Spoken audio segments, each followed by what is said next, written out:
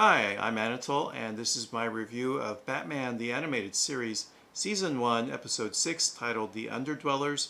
It scored 6.3 on IMDb. And plot summary, courtesy of DC Universe. Batman discovers a gang of forgotten runaways living deep within the Gotham sewer system. So the one thing of note for this episode is that it is the first original villain created for the series. And while it is original, one flaw is it is pretty much a copy of Peter Pan. He has a collection of children. They're all orphans or runaways from their home. And he's promising a place of no responsibility, although he's very harsh with them. So in the end, there is abuse, and there is not the carefree life that Peter Pan had promised the children in Never Never Land. But he is missing a limb instead of a hand. It's the eye. He's got the eye patch, which makes him a pirate in some ways. And then he lives in the sewers instead of in the ocean. He's got the crocodiles that Captain Hook was being chased by. So there are all these different elements they pulled into the story that mimic Peter Pan, but it doesn't really catch. For one, he's not a credible villain to challenge Batman. You never feel Batman is on the edge of being killed like in the best Joker stories or the best Scarecrow stories. Those villains are truly terrifying. You never get that feeling that this chump, the underdweller, is going to really be a threat to Batman. And then the different beats in the story don't really form a cohesive whole.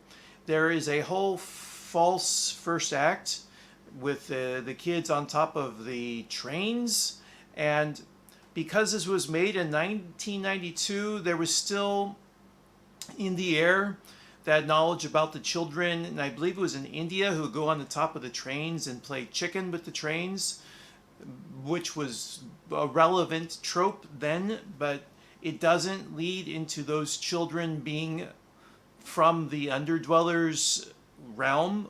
It should have led there, and that's why they're acting so ne'er-do-well and fearless and reckless, because of their upbringing with the underdweller, but that connection is never made. And then this whole Alfred as the bumbling parent to the orphan that Batman saves, it doesn't really work because Alfred had experience raising Bruce and Dick, and he's been portrayed in the comics before as maybe a better parent than Bruce. So it doesn't add anything to the plot. We don't see that child learning anything with his interaction with Alfred that helps him with Bruce later. There's the moment where he turns against the underdweller to help Batman, but I never felt that was going to be in question. He has every reason to help Batman, and not the underdweller. The underdweller is the one who he fled from. And so the one interesting thing with that subplot, as was commented on, I think on the Tor.com site that I mentioned before previously, that that reviewer was doing a rewatch of Batman the Animated Series, is that this is kind of a proto-Demian. So the idea that Batman gets an unruly kid, Jason Todd as well, gets an unruly kid and is able to raise him up. And this would have been after Jason Todd, I think. Let's see, 92, 91, 92.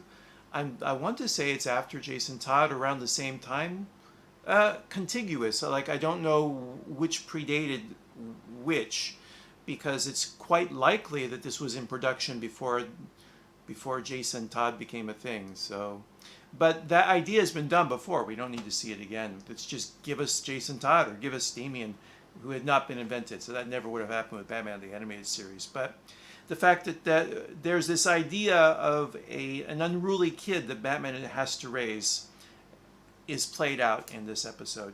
And that's pretty much what I've got for this episode. Not so not so fond of it, and the score on IMDb, the low score of 6.3.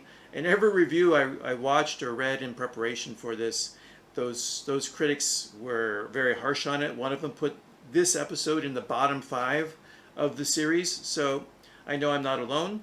If you love the episode and you have a different opinion, please comment below. Let me know what you liked about it and how you differ with me. I'd like to hear from you.